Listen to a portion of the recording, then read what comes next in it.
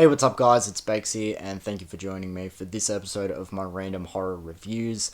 Today's movie is one that I have seen before, however, besides a few specific moments and scenes, it wasn't too fresh in my mind. So, when I was flicking through my shelf deciding what to watch, I thought, why not give this one a rewatch and see if my opinions on it have changed it at all? So, today's movie is 2018's The Final Wish.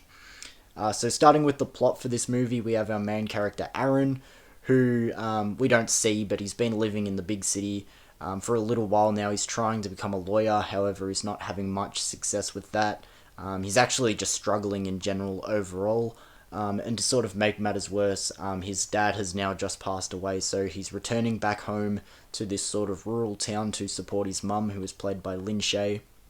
And while he moves back home, he's sort of rummaging through his dad's stuff. His dad was a antiques collector, and he comes across this urn, I guess, and he starts making wishes, and the wishes start becoming true. Obviously, if just connect the dots, there's sort of a curse going on with this urn, and it sort of becomes one of those be careful what you wish for type of movies. So I'll leave the plot there for the final wish, and let's get into my thoughts of it. So at least in my opinion, I don't think there are a lot of good be careful what you wish for type horror movies, especially ones with this kind of budget and this sort of approach. This is a lower budget sort of movie, and it has the very typical standard approach that you see for these be careful what you wish for movies, as in, you know, a cursed item and you start making wishes through it. I feel like that's sort of the regular formula. Last movie I remember watching with this type of story was Wish Upon, which I have also done a review for on my channel, so if you want to know my thoughts on that movie, go and check it out. And like I was saying, again, it's not a very good movie. It's got a slightly higher budget, and it's one of those almost sort of so bad it's good. So I honestly prefer to watch that one over this one, because the biggest issue to me with this movie is it actually isn't that bad. It's just so average that it's kind of underwhelming. So even though there are some decent moments and some things that I think are pretty cool, by the time the final credits come around in this movie, you just kind of feel a bit underwhelmed, and it has this very just blunt finish, and you're just kind of like, well, there goes 90 minutes of something that I probably could have been watching a little bit better, you know? So when it comes to these types of movies with the whole wish gone wrong scenario, I feel like there's always missed opportunities to make the wishes either really fun or really out there. If you're going for a more light-hearted, fun approach with your movie, you know, make the wishes really fun, make them really bizarre, make them really crazy, make it eye candy so you just can't understand what you're watching, but you don't want to take your eyes off. But then if you're going for a more edgy, dark approach, you know, make the wishes really fucked up, make them really disturbing, gross, gory, that sort of thing.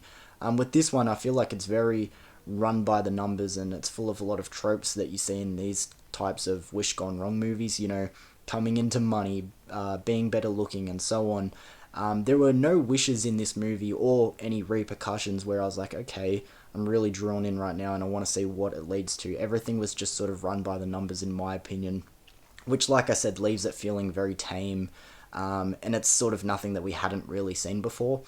Now, there is one wish in this movie that I did remember from previous watches, because I think it's ridiculous. So, and it does actually kind of make me laugh, thinking back on it now, but it's unfortunately unintentionally. So, our lead in this movie has a scar from the top of his lip to the bottom of his nose, and first of all, it's actually not even that noticeable.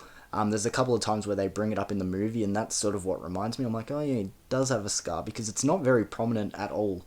But he does have this scar from the top of his lip to the bottom of his nose. And he makes a wish to be better looking. Now, firstly, the means to him to become better looking, he gets hit by a car, which is just crazy, first of all. So then he's sent to hospital, and he's wrapped up in gauze and bandages for a couple of days, and they start unraveling him, and he's revealed to be better looking. He looks exactly the same, except his scar is gone. I know everyone sort of has their, you know, personal imperfections when they look at themselves, but I'm just like, really? That's it? Like, he just got rid of a scar? And to be completely honest, like, you know, it's nothing wrong with saying someone's a handsome looking man. This guy, he was a good looking guy, to start with, and now he's got this like big reveal that he's way better looking. I think the nurse, when she's taking off the bandages and stuff, I think she even bites her lip. Like, everyone's looking at him like, whoa, this guy's like a 10 out of 10 now. Like, he wasn't even that bad before, but that is a wish that does sort of unintentionally make me laugh in this movie. So getting into the performances in this movie, it is a little bit mixed. It's sort of depending on whoever's on screen at the time. Some performances are better than others, but overall, I would say that it's passable. You know, it's nothing to be like, oh, this is terrible all round. We have some horror icons show up in this one. Like I said in the introduction, we have Lin Shaye, who played the lead's mum in this movie, and she seems to be having a lot of fun with this role. There are scenes where she can play around and go a little bit more over the top, and I feel like she's having a good time there. There are actually some really intense moments where they really focus in on her that are actually genuinely kind of creepy, if I'm being honest, and I feel like they do a really good job in those moments. Tony Todd has a little 5-minute moment in this movie, and he's doing pretty much what he always does when he has a cameo in these lower budget movies. Comes in, explains some backstory. In this case, it's a curse, and then just fucks off, kind of like Final Destination. And I think he's done it in just like a handful of movies now. Just comes in for 5 minutes, says, yes, this is what's going on, and then fucks off. But these are the kind of movies you sort of expect Lin Shaye and Tony Todd to just pop up in, sort of lower budget, grab a horror icon that isn't mainstream and, you know, gonna blow the bank or anything, but, you know, get them in, slap their name on the banner, and then there you go. But like I said, overall, the performances in this one, they are passable, but it is sort of mixed, and that's sort of, I guess, budgetary things. You know, you can't get A-listers all the way through in this one, but like I said, it's passable. It's nothing that, you know, is going to turn you off this movie at all. So wrapping up my thoughts here, overall, like I said earlier, this movie is far from offensively bad. It's just underwhelmingly average.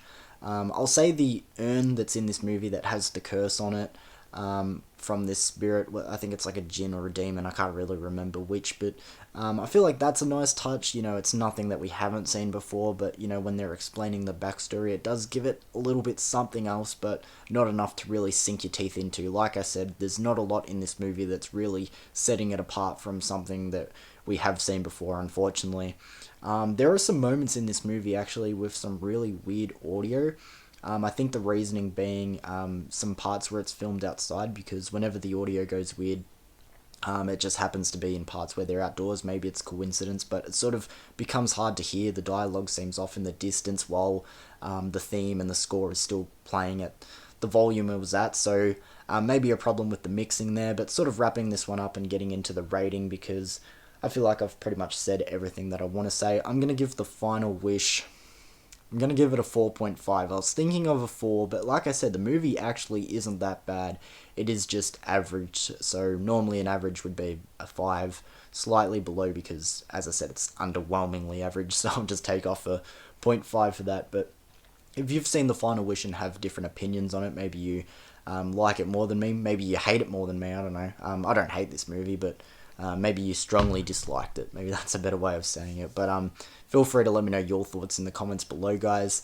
Like I said, I've done a review on another movie like this one called Wish Upon. I did that way back in the day. It feels like maybe 2 years ago I did that review.